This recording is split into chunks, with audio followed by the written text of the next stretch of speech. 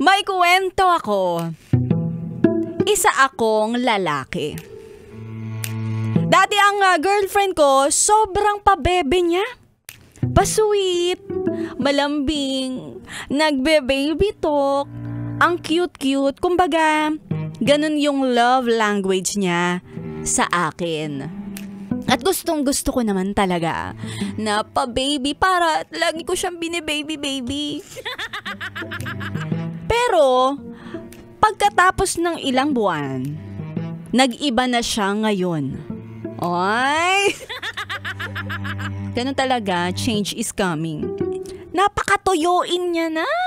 Bawat kilos, kinagagalit niya. Kulang na nga lang pati yung paghinga ko, ikagalit pa niya. Nakipag-usap ako sa kanya ng maayos na kung pwede, ibalik niya yung dating siya. Aww! Ibalik niya na lang yung pagiging sweet, pagiging pabebe, yung pagbe-baby talk. Yaman, gusto ko niyang puwad. Babae daw siya.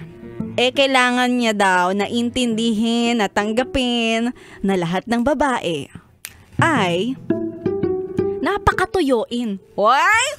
Ba't nadamay ako dyan? Nakipaghiwalay na ako sa kanya. Kaya hindi ko na naiwasan na ang hanapin ay, ang mahalin ay mapamahal talaga ako sa babaeng mahinhin. Yung sweet kung magsalita. Kaya sinabihan niya ako bago kami maghiwalay. Pagsisisihan mo to. Sa umpisa lang kami sweet. Sa umpisa lang mahinhin ang mga babae. At sa tagal-tagal, totoyoin din niyang bago mo. First girlfriend ko siya at natatakot ako na baka ganito din ang maging kahinatnan ng susunod kong karelasyon. Ngayon may bago akong nakilala.